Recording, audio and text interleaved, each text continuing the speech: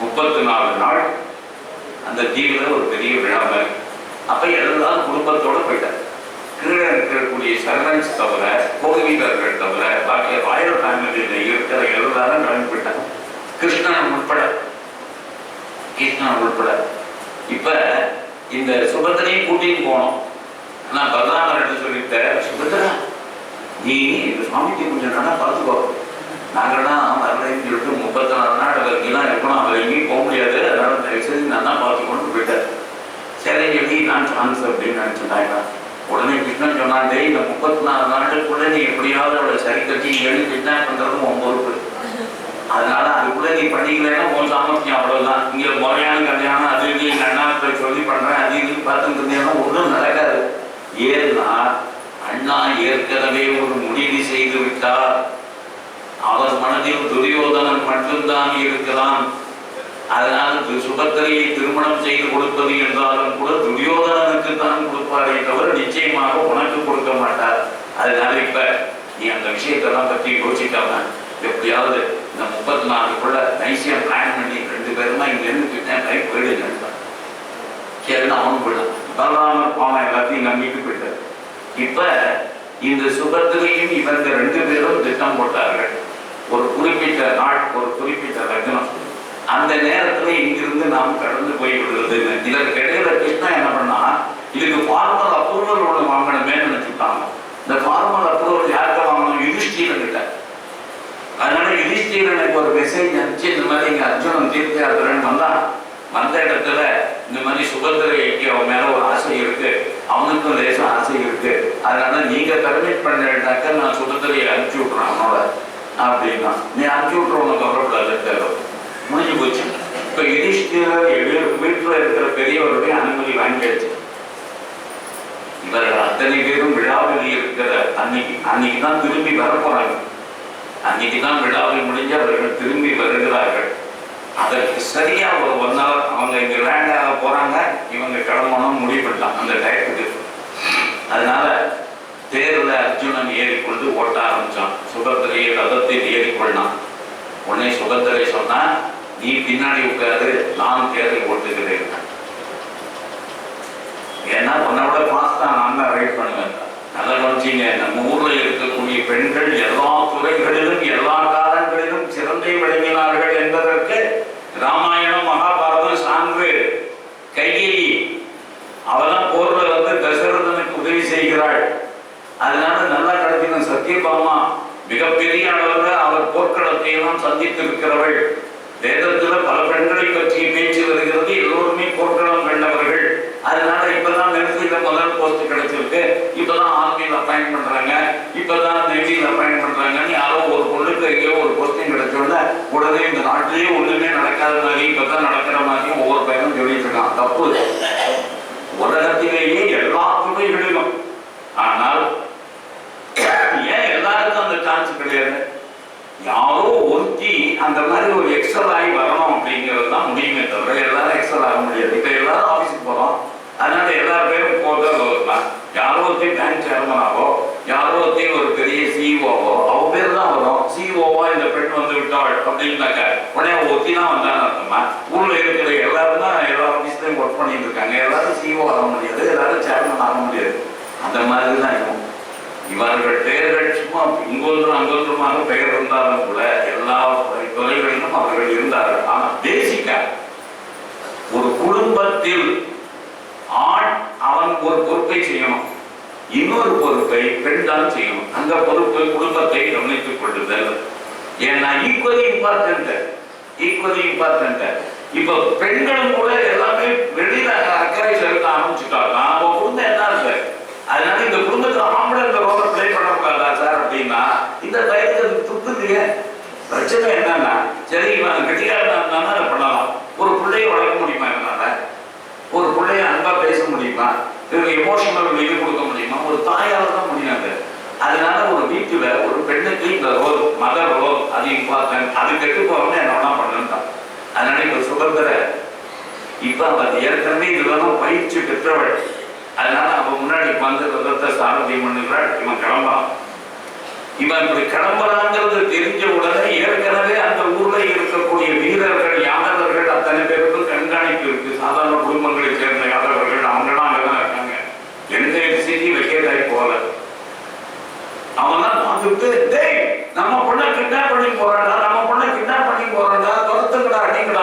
இந்த நேரம் பார்த்து அந்த பலராமன் தான். பலராமன் கிருஷ்ணன் எல்லாருமே லேண்ட் ஆகிட்டாங்க. ஊரே அமளித்துமளி. இவன் போறான், ஓடிட்டான், உங்க தம்பியை வீட்டுன்னு ஓடலாம் வந்தான். இதுல என்ன நம்ம ஊர்ல ஒரு விசேஷம் கேட்டீங்கன்னா, ஒரு பையனை தூக்கின்னு ஒரு பய போறது கூட பெருசு இல்லை. அந்த பையன் வேற ஜாதியா இருந்து நம்ம ஜாதி பொண்ணை தூக்கிட்டு போனா தான் நமக்கு சத்தமே போடுவோம் அதிகமா. நம்ம ஜாதி பொண்ணை நம்ம ஜாதி பையனை தூக்கிட்டு போனா தான் அவ்வளவா கவலைப்பட மாட்டான். இப்ப யாரோ ஒருத்தர் தூக்கிட்டு போறான். அதனால இவங்களுக்கு வளர்க்கணும். நம்ம யாரோ சமுதாயத்தில் பள்ளி ஒருவன் தொடுவதான் விடாதுங்களா கொள்ளுடா அப்படின்ட்டு வரலாம் வந்துட்டான். உடனே யுத்தத்துக்கு தயாராகுதான் எல்லாம் ஓடிக்கிட்டான். முன்னாடி போகிற ரதத்தை துரத்துகிறார்கள். பலராமன் துரத்துறான். கிருஷ்ணன் சொன்னா இப்ப என்ன சொல்ற, எல்லாம் நீ கொடுத்த சாமியார் தான், எல்லாம் நீ கொடுத்த சாமியார் தான். அவன் தான் தூக்கின்னு போறான்டா நம்ம கூட. நான் அன்னைக்கே சொன்னேன்னா இல்லையா, நீ எந்த ஏதாவது உண்டா, இதுல ஏதாவது கொஞ்சமாவது உனக்கு யாராவது இதை பற்றி சொல்லியிருக்கேன் நான் தான். அப்படி இருக்கிறது நான் அன்னைக்கே என்ன சொன்னேன், கன்னிகா மாடத்துல அவளை வைக்காத, அவனை கவனிச்சுக்கிற பொறுப்பு அவள்கிட்ட கொடுக்காத, இது ஆபத்துல முடியும். அதனால நெஞ்சி பஞ்சையை நெருப்பி பக்கத்துல வச்சுக்கிட்டு பத்திக்க கூடாதுன்னு சொன்னா என்ன எனக்கு. அதனால அதை பத்தி விடுத்தோ. அதை பத்தி நான் இருந்தாலும் ஒன்றும் குறையில. அண்ணா இதற்கு முழு பொறுப்பும் நீங்களே இருக்க வேண்டும். அது நடக்குதான் சரி. நான் ஏதோ நம்பி தொலைச்சேன், அவன் மூஞ்சியில் ஏதோ தேஜஸ் இருக்கு அது இதுன்னு சொல்லி தொலைச்சேன். அதனால நம்பினேன். அந்த பையன் ஒழுங்கா தாண்டா இருந்தான். நான் ஊருக்கு கிளம்புறதுக்கு கூட ஒழுங்கா தான் இருந்தான். இந்த மாதிரி பண்ணுவான்னு நினைக்கவே இல்லையே. சரி இப்ப என்ன ஆயிடுச்சு, இப்ப என்ன பண்ணலாம், நம்ம ஜாதிக்கே அவமானம், யாதவர்கள் கம்யூனிட்டிக்கே அவமானம்டா, போட தொலைச்சோம்னா அவன் உன்னையும் சொன்னா அந்த தேவை கொஞ்சம் நல்லா பாருங்க, தேவை கொஞ்சம் நல்லா பாருங்க. மாதா முன்னாடி போயிட்டு இருக்கு. யாரை யார் கிட்னாப் பண்றா சொல்லு, யாரை யாரா கிட்னாப் பண்றா? ஓட்டுறத சுபத்திர நம்ம தங்கச்சி தான் ஓட்டின்னு போறா. பின்னாடி உட்கார்ந்துருக்கான் அப்பாடியே இந்த பையன். அப்ப இவன் அவன் கிட்னாப் பண்றாளா, இவளை அவன் கிட்னாப் பண்றானா? இப்ப சொல்ற அப்படின்னா ஆமாண்டா நீ சொல்றதும் யோசிக்க வேண்டிய விஷயம் தான். இவதான் ஓட்டின்னு போனா அவன் பின்னாடி தான் உட்கார்ந்துருக்கான். அது உண்மையிலே தப்பு தான் அப்படின்னா. இங்க பாரு, இது வெளியில தெரிஞ்சுன்னா நாளைக்கு நமக்கு தான் அவமானம். நம்ம வீட்டு பொண்ணு யாரோ ஒரு ஆம்பளையே கிடைச்சிட்டாள் அப்படின்னு நாளைக்கு பெருசா இருந்தோம் பத்திரிகை. இதெல்லாம் வேண்டாம், நம்ம பேருக்கு அவமானம், இதெல்லாம் விட்டுத்தோட. அப்புறம் இந்த சாமியார் சொல்லிட்டு இருந்தியா, அவன் யார் தெரியுமா அவனுக்கு? அவன் யார் தெரியுமா? இப்ப நான் சொல்றேன், பாண்டவர்களில் ஒருத்தான் அர்ஜுனன் தான். ஒரு விதத்துல அத்தை பிள்ளை தான். அத்தை பிள்ளை கல்யாணம் பண்ணிக்கிறதுல என்ன தப்பு இருக்க முடியும்? அதனால ஒன்றும் பெருசா இல்லையா. யாதவன் ஒரிஜினல் யாதவான இல்லாம இருக்கலாம், ஒரிஜினல் யாதவனா இல்லாட்டாலும் கூட அவன் நமக்கு டிஸ்டன்ஸ் ரிலேஷன் தானே. அதனால அது மாதிரி நடந்து போனவரு அப்படின்னு தான். அப்புறம் தான் பலராமன் அடங்கினான். இப்ப அவ வேகமா ஓட்டிப்பட்டு இந்திரபுரத்தை நோக்கி வந்தார். நகரத்திற்குள்ள நுழைகிற பொழுது இவன் சொன்னான், இங்க பாரு இதோட சரி, இதுக்கப்புறம் நீ யாரோ நான் யாரோ, உனக்கு எனக்கு எந்த சம்பந்தமும் கிடையாது. நீ நேரடியாக திரௌபதியினுடைய அரண்மனைக்கு போகணும். திரௌபதி எப்படி நீ சமாளிப்பியோ எனக்கு தெரியாது, நான் ஒண்ணுமே நடக்காத மாதிரி போடுறேன். அதுக்கப்புறம் எனக்கும் உனக்கு சம்பந்தம், நான் வந்தேங்கிறதெல்லாம் ஒண்ணு, நான் தான் உன்னை கொண்டு வந்தேங்கிறதோ இங்க இருக்கிறது திரௌபதிக்கு தெரியக்கூடாது. தெரிச்சா என்ன பண்ணுவோட அவர் தெரியல. அதனால பேசாம நீயே மேனேஜ் பண்ணிக்கலாம். அதனால நீங்க கவலைப்படாதீங்க, நான் பார்த்துக்கிறேன். அதனால நேரம் வந்தார். அக்காவின் ஆசீர்வாதம் பண்ணுங்க. திடீர்னு டாக்டர் என்ன திடீர்னு அக்கா இருக்காங்கிற இங்கேருந்து வந்து நான் எப்படி வாங்க அக்கா இல்லை எதுக்கும் நீங்க பெரியவா இருக்கீங்க வயசுல, அதனால என்ன ஆசீர்வாதம் பண்ணணும், நல்லா உன் புருஷனோட நல்லா இருக்கீங்க அப்படின்ட்டாரு. அதுதான் எனக்கு ஒன்று வேற ஒன்று அப்படின்னு. கல்யாணம் ஆகிடுதா உனக்கு? கல்யாணம் ஆகிடுது அப்படின்னா, ஏய் கல்யாணம் பண்ணிட்டுனா புருஷனை கூட்டின்னு வரக்கூடாதுன்னா, கூட்டின்னு நல்லா தான் இருந்தேன், இருந்தாலும் கூட உங்க ஆசீர்வாதம் கிடைச்சப்பறம் தான் கூட்டின்னு வரணும்னு சொன்னேன் அப்படின்னா. நீ யாரு? நான் கல்யாணம் பண்ணி இருக்கிறது அர்ஜுனனை தான். சூட்டு வரை போட்டுறது பெரிய ஷார்ட். ஆனா அவர் சொன்னேன், சரி நீ யாரு? நான் கிருஷ்ணனோட தாங்க. அப்பவே எல்லாம் கவலைப்படாது, எனக்கு கிருஷ்ணா ரொம்ப அண்ணா மாதிரி, எனக்கு உயிர் கிருஷ்ணன். அதனால நிச்சயமா நீ வந்து உன்னுடைய தங்கைனாக்கா நம்ம குடும்பத்துல நீ ஒட்டி ஆயிட்டாரு, நான் கவலைப்பட்ட அப்படின்னு தெரிஞ்சுட்டார். அதனால இவா ரெண்டு பேரும் சுபத்திரையோடு கூட இவர்கள் பணிந்து கொண்டிருந்தார்கள். உடனே பலராமர் முறையான சீர்களை எல்லாம் கொண்டு வந்து இந்த திருமணத்திற்கு தங்கைக்கு செய்ய வேண்டிய எல்லா விதமான சீர்வரிசையும் கொண்டு வந்து இறக்கினார். சுபத்திரை கர்ப்பவதியானாள். அவளுக்கு ஒரு குழந்தை பிறக்கிறது. யாரை கண்டும் அஞ்சாத சினம் கொண்ட கூடிய அபிமன்யு அப்படின்னு ஒரு புள்ள பிறந்தது. அந்த பிள்ளைக்கு பெயர் இவர்கள் வைத்தது ஆண் மகனுக்கு அபிமன்யு. அபின்னா பயனற்றலாம். அபி அப்படிங்கிறது உபனிஷத வார்த்தை. அபி பயப்படக்கூடாது, பயமற்று இருக்க வேண்டும், மரணத்தை கண்டு பயப்படாத தன்மை, புலன்களுடைய ஆளுகைக்கு பயப்படாத தன்மை, அதெல்லாம் எதிர்கொள்ளக்கூடிய ஆற்றல் எதனத்தில் இருக்கிறதோ அவனையும் ஒரு ஆன்மீகத்தில் உயர்ந்து இருக்க முடியும் என்று உபனிஷதம் சொல்லுகிறது. அபி இதை விவேகானந்தர் பல இடத்துல சொல்லி இருக்கிறார். இது ஒருதான் நமக்கு பெரிய மெசேஜ் என்பதாகவே. அந்த அபிமன்யு அப்படின்னா கோபம்னு அர்த்தம். அபிமன்யு அப்படின்னா கோபத்திலேயும் வெற்றிகாரன், அதே நேரத்தில் கோபத்தை கண்டு அஞ்சாதவன், பிறருடைய சினத்திற்கு அஞ்சாதவன், அதே நேரத்தில் நல்ல வீரன். இப்ப திரௌபதியும் கூட இந்த பாண்டவர்களிடத்துல பிள்ளைகளை பெறுகிறார். யுதிஷ்டிரனுக்கு பிறந்தவனுக்கு பேரு பிரதிவிந்தியன்.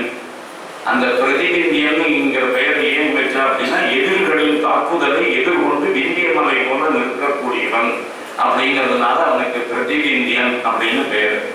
பீமனுக்கு பிறந்தவன் பேரு சுதசோமன். பல முறை சோமயாகம் செய்து சோமரசத்தை பிழிந்து சூரிய சந்திரர்களுக்கு ஒப்பான தேஜஸுள்ள சிறந்த வில்லாளியாக இருக்கக்கூடிய ஒரு மகனை பெற்றான்.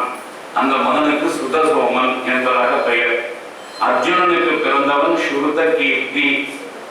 அந்த ஸ்ருதம் எனப்பட்ட சாஸ்திரோக்தமான தீர்த்த யாத்திரை, இந்த தீர்த்த யாத்திரை முடிந்து அந்த கர்மாவை செய்த பிறகு பிறந்ததனால் இந்த 12 ஆண்டு காலம் இவன் திரௌபதியுடன் வாழவில்லை. இந்த 12 ஆண்டு காலத்தில் இந்த 5 பேருடைய முறைகளும் 2 முறை வந்து போயிடுச்சு. அதுக்கப்புறமாகத்தான் அவனுக்கு திரௌபதியோடு வாழ்கிற வாய்ப்பே கிடைக்கிறது. அப்படி அவளுக்கு பிறந்தது. அதனால ஸ்ருத கீர்த்தி என்பதாக. இப்ப நகுலனுக்கு பிறந்தவனுக்கு பேரு சதானீகன். எப்பொழுதும் தன் புகழை விருத்தி செய்து கொள்பவன், ஒரு ராஜரிஷியினுடைய பெயரும் கூட. சகதேவனுக்கு பிறந்தவன் ஸ்ருதசேனன். அக்னியை போல பிரகாசமான ஸ்ருதம் என்னும் சாஸ்திர ஞானத்தை சேனை போல பலமாக உடையவன். இவ்வளவு இந்த குழந்தை பிறந்ததுக்கு அப்புறம் தான் காண்டவன தகனம் என்பதாக ஒரு மிகப்பெரிய நிகழ்ச்சி மகாபாரதத்தில் நடைபெறுகிறது. இந்த காண்டவன தகனம் அப்படின்னா என்னங்கிறத நம்ம இப்ப பார்க்க போறோம். அதே நேரத்துல இந்த நேரத்துல நமக்கு புரிந்து கொள்ள வேண்டிய விஷயம், யுதிஷ்டிரர் திரௌபதி அப்படி அந்த ஒருத்தியோடு மட்டும்தான் வாழ்ந்தாரா, அவளுக்கு பிறந்த பிள்ளை மட்டும்தான் பிள்ளையா அப்படின்னா அப்படி கிடையாது. எல்லா சத்திரியர்களுக்குமே ராஜ குடும்பங்களோடு கூட உறவு ஏற்படுத்தி கொண்ட திருமணம் தான் உறைந்த ஒரே ஒரு வழி. யுதிஷ்டிரர் சைத்திய குலத்தை சேர்ந்த கோவசானன் மகள் தேவிகா என்பவளை மணந்து யுதேயன் என்ற பிள்ளையை பெற்றார். பீமன் காசி மன்னன் மகள் பாலந்தரா என்பவளை மணந்து சார்பகன் என்ற பிள்ளையை பெற்றான். நகுலன் சேதி நாட்டினுடைய மன்னன், அவனுடைய மகள் சுரேனுமதி என்பவளை மணந்து கொண்டு நிரவித்திரன் என்கின்ற பிள்ளையை பெற்றான். சகதேவன் துதிமதி, மத்தர தேசத்தினுடைய துதிமதி, அந்த ராஜாவினுடைய மகள் விஜயா என்பவளை மணந்து கொண்டு சுகோத்திரன் என்கின்ற பிள்ளையை பெற்றான். இங்க நம்ம பாரதத்தினுடைய ஒரு மிகப்பெரிய விஷயம், மகாபாரதத்தினுடைய விஷயம் என்னன்னா, ஒவ்வொரு கிராமத்திலையும் ஒவ்வொரு பிராவின்சிலுமே பல கிடைக்கதைகள் இந்த மகாபாரதத்தோடு சம்பந்தப்பட்டு அந்தந்த ஊர்ல மட்டும் வழங்கக்கூடியதுதான் இருக்கு. இப்ப விலங்குகள்ல பாத்தீங்கன்னா இந்த நாய்கள் மட்டும்தான் வெளியில சம்பவம் பண்ணும். நாய்க்கு மட்டும்தான் விவஸ்தை கிடையாது. பாக்கி எல்லா விலங்குகளும் கூட ஆண் பெண் சேர்க்கை என்பது அது மறைவாகத்தான் நடக்கும். ஆனால் இந்த நாய்களுக்கு மட்டும் வெட்கங்கட்ட முறையில நடக்கிறது. இது நான் உலகம் முழுக்க இருக்கக்கூடிய இயல்பான ஒரு இது. இதை மகாபாரதத்துல கனெக்ட் பண்ணி பஞ்சாப்ல கிராமங்களில ஒரு சின்ன சம்பவத்தையும் சொல்லிட்டு இருக்கான். இது ஏன் நடக்குது அப்படின்னா, திரௌபதியினுடைய சாபம். என்ன சாபம் அப்படின்னாக்க, திரௌபதியும் யுதிஷ்டிரரும் இருக்கிற போது அவர்கள் தங்களுக்குள்ள ஒரு அரேஞ்ச்மெண்ட் பண்ணிட்டு இருந்தாங்க. திரௌபதியோடு யார் தனித்த முறையில் அந்த அறைக்கு வந்தாலும் கூட வருகிறவர் தான் அங்கு இருக்கிறேன் என்பதை காட்டுவதற்காக வெளியிலே தன்னுடைய காலணிகளை விட்டுவிட்டு வர வேண்டும். அப்படி காலணிகளை விட்டுவிட்டு தான் யுதிஷ்டிரர் உள்ளே போயிருந்தார். ஆனால் அதை ஒரு நாய் கோவில் போய் எங்க கொண்டு போயிடுச்சு. இப்ப அர்ஜுனன் வந்த போது அந்த அடையாளமான அந்த காலணிகள் இல்லாத காரணத்தினால் உள்ளே யாரோ இருக்க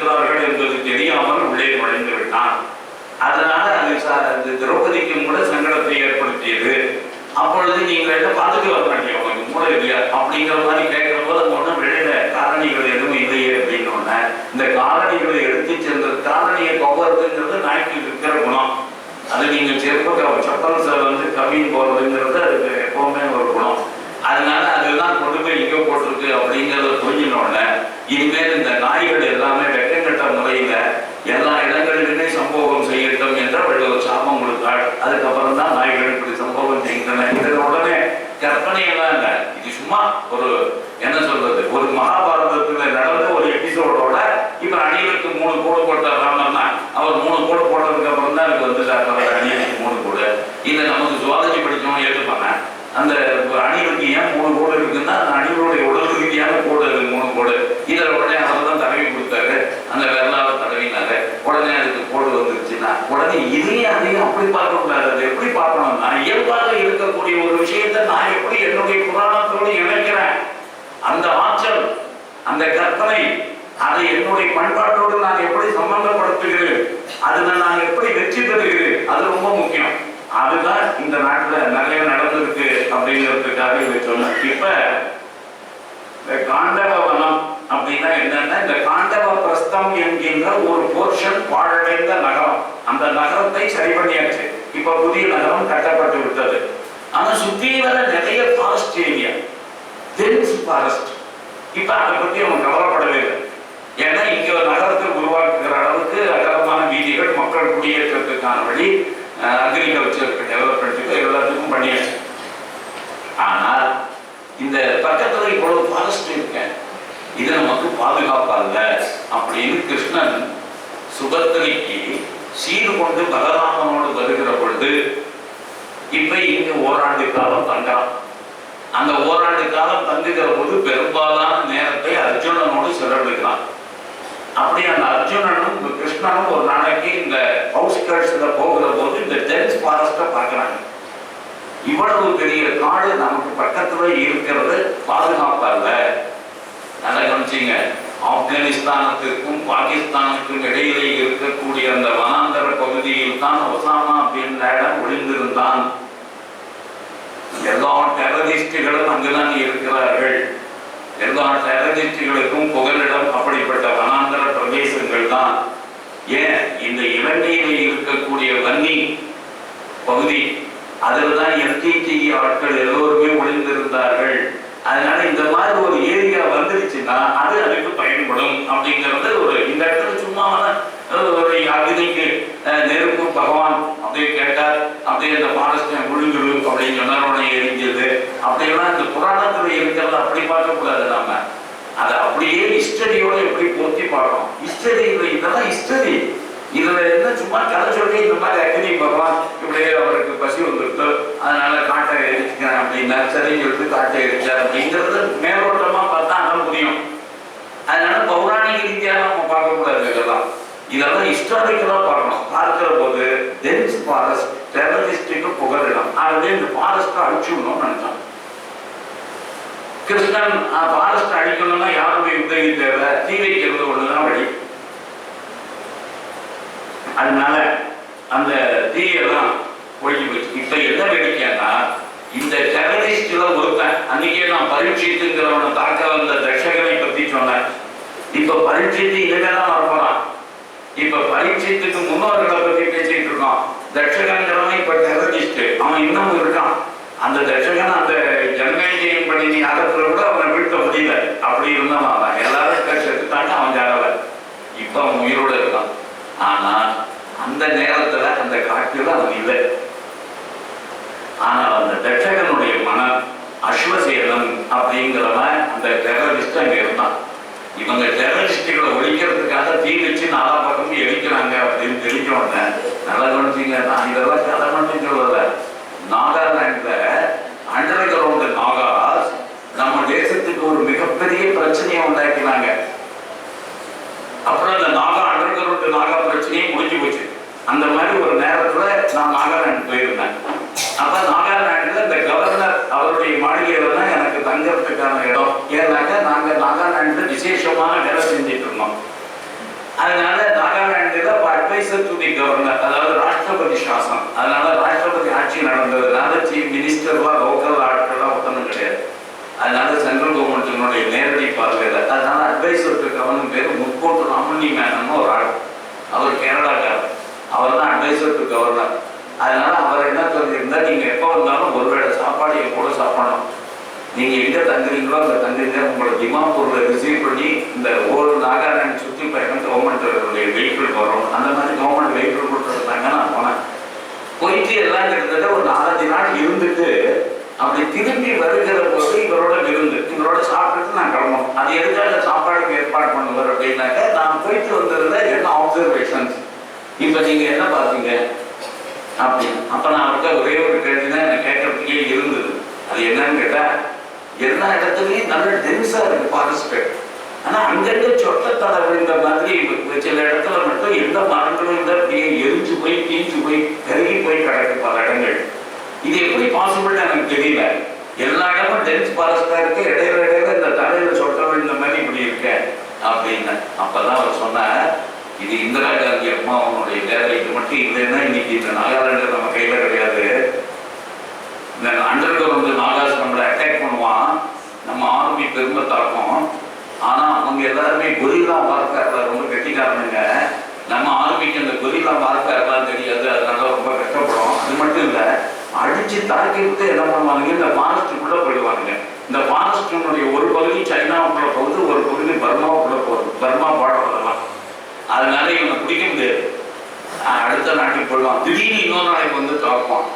இந்த மாதிரியே நடந்துட்டு இருந்தது. இதை நம்ம இந்த கண்ணாமூச்சி விளையாட்டை எப்படி நிறுத்தலாங்கிறத பத்தி இந்திரா காந்தி கிட்ட ஒரு முறை ஆர்மி ஆபீசர்ஸ் நாங்கள்லாம் பேசிட்டு இருந்தோம்.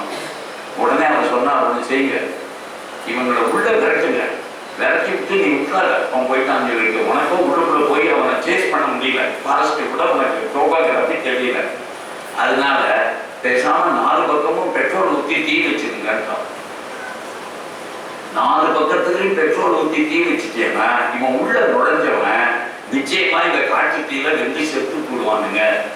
அவன் எந்த பக்கமும் தப்பிக்க முடியாது, சைனாவுக்கும் ஓட முடியாது, பர்மாவுக்கும் ஓட முடியாது, இது ஒண்ணுதான் வழி அப்படின்னு சொன்னான். இப்ப இந்த ஆர்மி ஆபீசர்ஸ் ஒரு கேள்வி கேட்டாங்களா, அப்ப இவ்வளவு வருஷமா இருக்கிற இந்த ஃபாரஸ்ட் எல்லாம் நம்ம அழிச்ச மாதிரி ஆயிடும். இந்த ஃபாரஸ்ட் இவ்வளவு கிரீன் ஃபாரஸ்ட் நமக்கு கிடைக்காதுன்னா, அப்ப அந்த இந்திரா காந்தியினுடைய பேட்ரியாட்டிசத்தை பாருங்க. அந்த அம்மா சொன்னாலா, காடு முக்கியமா நாடு முக்கியமான்னு கேட்டாலும், காடு முக்கியமா நாடு முக்கியமா, எது நமக்கு முக்கியம்? நாடு நம்ம கையில இருந்தாலும் நாளைக்கு காடெல்லாம் வளர முடியுமா? இந்த காடை காப்பாற்றுறதுக்காக நாட்டை இழக்க முடியுமா? நான் சொன்னபடி செய்யுங்க அப்படின்னா. அதனால ஆர்மி ஆபீசர்ஸ் அடுத்த தடவை அட்டாக் வந்த போது அவங்கள உள்ள விட்டுட்டு நாங்க தீ வச்சுட்டோம். அப்படி தீ வச்சு முடிச்சதுனால நீங்க சொல்லக்கூடிய எல்லா இடத்துலையும் 2000 பேர் செத்து போனா அதோட அண்டர் கிரவுண்ட் சாப்டர் ஓவர். இந்த அண்டர் கிரவுண்ட் ஆபாஸ் இப்பதான் மறுபடியும் தலை தூக்கலாம், மறுபடியும் கமிச்சிங்க. கிட்டத்தட்ட 30 வருஷம் 35 வருஷத்துக்கு அண்டர் கிரவுண்ட் நாகாலாந்துக்கு ப்ராப்ளம் அப்படிங்கிறதே கிடையாது. ஒரு பேர் லண்டன்ல உட்கார்ந்து இவங்க ஆட்டி படைச்சிட்டு இருந்தான், அவனும் க்ளோஸ். இப்ப இவங்களும் க்ளோஸ், எதுவுமே இல்லாம போயிட்டா. இப்ப நீங்க சொல்ற பகுதிகள் தான் எரிஞ்சு போனா அந்த மாதிரி பகுதிகள். அதனாலதான் உங்களுக்கு சொல்ற தலைவர் இந்த மாதிரி இருக்குன்னு. அதுக்கப்புறம் நாம அவரை என்ன பிளான் பண்ணோம், என்ன ஒர்க் பண்ணோங்கிறது வேற. அந்த வேலையை பற்றி இப்ப நான் சொல்ல வரல. இந்த மாதிரி காட்டை அழிக்கிறது என்பது அரசியல் ரீதியாக நடக்க வேண்டிய காரியமானா பயங்கரவாதிகளை ஒழிப்பதற்கு இதை விட வேறு வழி கிடையாது. அதனால பண்ணினார். இப்ப வருணன் இந்த நேரத்துல அர்ஜுனனுக்கு காண்டீபம் என்கின்ற ஒரு விருதை கொடுத்தான், பரிசாக கிஃப்ட், ஒரு பெரிய கிஃப்ட். அதே மாதிரி கிருஷ்ணர் தன்னுடைய சக்கராயுதத்தை உபயோகப்படுத்தி கொண்டார். தட்சகன் ஏற்கனவே அந்த ஃபாரஸ்ட்ல இல்லாத காரணத்தினாலும் தப்பிட்டு விட்டான். தட்சகனுடைய மகன் அஸ்வசேனன் அவன் ஒரு பெரிய டெரரிஸ்ட்.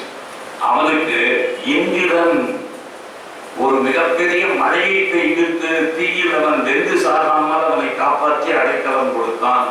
எல்லா டெரரிஸ்டுகளும் எவ்வளவு பெரிய பொட்டிகள் திங்களை உயிரோட இருக்காங்கன்னு புரிஞ்சுங்க, மறந்துடக்கூடாது. இவன் டெரரிஸ்ட், ஆனா அவனுக்கு யாரு பாதுகாப்பு கொடுக்கிற? இந்திரன். அப்படின்னா என்ன அர்த்தம்? ஹையஸ்ட் பொலிட்டிக்கல் ரீதியில் வச்சிருந்தா டெரரிஸ்டுகள் குறைக்கணும். அதனால அவனும் ஒரு குடும்பத்துல எப்படியும் ஒரு வீட்டை வச்சுருவானுங்க, அதை படைச்சுருவானுங்க. இந்த ரூலிங் பார்ட்டியில டாப் மோஸ்ட் பொசிஷன்ல இருக்கிற யாரோடையாவது ஒரு உறவு இருந்தா போதும். அதுதான் இந்த அஸ்வசேனன் தப்பிச்சுட்டான். இதுவே இந்த அஸ்வசேனன் நம்ம எங்க பார்ப்போம் தெரியுமா? கர்ணனுக்கும் அர்ஜுனனுக்கும் யுத்தம் நடக்கிற போது மட்டும்தான் இந்த அஸ்வசேனன் மீண்டும் வருவான். இந்த டெரரிஸ்ட் அட்டாக்கு கர்ணன் மூலமாக செய்யலாம் என்று அங்க வரப்போம். அதனால இவன் ஞாபகம் வச்சுக்கணும், இவன் மறந்துடக்கூடாது. இந்த அஸ்வசேனன் எப்பொழுது மீண்டும் அர்ஜுனனை பழிவாங்க வருகிறான் அப்படின்னு அர்ஜுனனுக்கு அர்ஜுனன் தான் கொடுப்பார். ஆனால் அர்ஜுனன் தானே நம்ம அழிக்க முயன்றாங்கிற ஆத்திரத்துல இந்த அர்ஜுனனை ஒழிப்பதற்கு கர்ணனோடு சேர்ந்து கொண்டு அவன் என்ன செய்தான் அப்படிங்கிறத நாகாஸ்திரம் போடுகிற போது அங்க வரான் இந்த அஸ்வசேனன்கிறோம். அதை அப்போ பேசிப்போம். அதனால இந்த மயன் அப்படின்னு ஒருத்தர், அவன் அசுரர் குடும்பத்தை சேர்ந்த அவன் ஒரு பெரிய ஆர்கிடெக்ட் பில்டர்னு சொன்னான். அவன் இந்த நாட்டில் இருந்தான். எதிர்ச்சியா பை சான்ஸ் இதோ டெரரிஸ்ட் லிங்க் அந்த டைமுக்கு இருந்து அப்படி வருகிற போது அவன் நேர காலில் வந்து விழுந்தான். அர்ஜுனன் காலையும் கிருஷ்ணன் காலையும் டே நான் பெரிய தலைமை இங்கே சும்மா இவங்ககிட்ட என்னமோ ஒரு பில்டிங் பிளான் அப்படி இப்படின்னானுங்க, நான் ஏதோ கான்ட்ராக்ட் சைன் பண்ணலாம்னு வந்து நீங்கள் மட்டும் பில்டிங் பார்க்குறீங்க, என்னை விட்டுருக்கடா, நான் ஒன்று I am not a terrorist, and no way எனக்கு என்னை விட்டுரு அப்படின்னா கடைசியில் இவன் காலில் சரணடைஞ்சு மயன் யார் என்று தெரிந்த காரணத்தினாலே இவங்க விட்டுவிட்டாங்க. இந்த இடத்துல காண்டகவன தகனத்துல ஒரு முக்கியமான விஷயம் சாரங்க பட்சிகள் அப்படின்னு ஒரு வரலாறு. இந்த சாரங்க பட்சிகள் அப்படின்னாக்க அது ஒரு சிம்பாலிக் ஸ்டோரி. அதுல பல நீதிகள் விஷயங்கள் நமக்கு உணர்த்தப்படுகின்றன. மந்தபாத மகர்ஷின்னு ஒருத்தர், அவர் தவம் பண்ணினார். பெரிய மேலுலகத்தை அடைய வேண்டும் என்று விரும்பினார். மேலுலகத்தை அடைவதற்கான எல்லா தகுதிகளும் தவம் செய்கிற முறையில் அவருக்கு இருந்தது. ஆனாலும் கூட அந்த மேலுலகத்திற்கு இவர் போக முடியல. அப்ப ஏன் எனக்கு மேலுலகம் கிடையாதான்னு கேட்டார். தவம் செய்தால் மட்டும் மேலுலகம் கிடையாது, உங்களுக்கு சந்தானம் இல்லை. நல்ல கவனிச்சீங்க, நம்ம குடும்பங்களில் புள்ள குட்டி வேணும் புள்ள குட்டி வேணும் ஏன் துடிக்கிறோம், எத்தனை மாடர்னா இருந்தாலும் ஏன் துடிக்கிறோம் அப்படிங்கிறது புரியணும்னா கலாச்சாரம் புரிஞ்சாதான் உங்களால லிங்க் பண்ண முடியும். இல்லைன்னா எல்லாருக்கும் எவ்வளவு மாடர்னா இருக்கட்டும் ஒரு கேர்ள் அவன் ஜீன்ஸ் பேண்ட்லயே மூவ் ஆகிட்டு இருக்கட்டும். கல்யாணம் ஆகி ஒரு 5 வருஷம் குழந்தை இல்லைன்னா எந்த டாக்டரை போய் கன்சல்ட் பண்ணாலும் ஓடலாம், அவன் ஓடலாம். எந்த டாக்டரை போய் கன்சல்ட் பண்ணலாம், எங்க நமக்கு அட்வைஸ் கிடைக்கும், எங்க நல்லா குழந்தை போடணும். ஐயோ 5 வருஷம் ஆச்சு 7 வருஷம் ஆச்சு இன்னும் குழந்தை இல்லை, அதுக்கு இந்த மெத்தட் அந்த மெத்தட் எல்லாத்தையும் ட்ரை பண்ணலாம். ஏன் கேவலம் இந்த குழந்தைங்கிறதுனால இந்த கலாச்சார ரத்தத்தில் என்ன ஊறி இருக்குன்னா சந்தான பாக்கியம் இருந்தால்தான் மேலுலகமே கிட்டும். அதனால இது நிறைய இடத்துல மகாபாரதம் வந்து எங்கெல்லாம் வாய்ப்பு கிடைக்குமோ அது ஒரு ஏதோ சிஸ்டமேட்டிக்கா பிளான் பண்ணி படிக்கிற மாதிரி இங்க வியாசர் எழுதியிருக்கு. அதாவது சிஸ்டமேட்டிக்கா எல்லா இடத்துலயும் இந்த விஷயம் வர இடத்துல தான் ஒரு பெரிய விஷயம் தபசு பண்ணுவார். நீ ஏகாதியை பத்தி சொன்ன அவன் மேலுலகத்துக்கு போனான், கீழே விழுந்தான் கர்வத்தினால, அப்புறம் பாண்டு மேலுலகத்துக்கு போறேன்னா அவன் பிள்ளை இடத்தினால வர முடியாதுதான் அப்படி சொல்லுகிற போது இந்த பிள்ளை இடத்தினால் மேலுலகம் கிடையாது அப்படிங்கிற விஷயம். பிள்ளைன்னா சந்தானம், ஆண் சந்தானம் பெண் குழந்தை. ஆனா ஆண் சந்தானம் தான் அதிகமாக வலியுறுத்தப்பட்டு இருக்கிற விஷயம். ஏன்னா அவன் தான் கோத்திரத்திலேயே இருப்பான், அவன் தான் கர்மா பண்றதுக்கு அதிகாரி. அதனால அவனை கற்கணும், ஒரு ஆண் குழந்தை பெற்றுக்கொள்ள வேண்டும் என்பதுதான் எல்லா காலத்திலுமே நீதியா இருந்திருக்கு.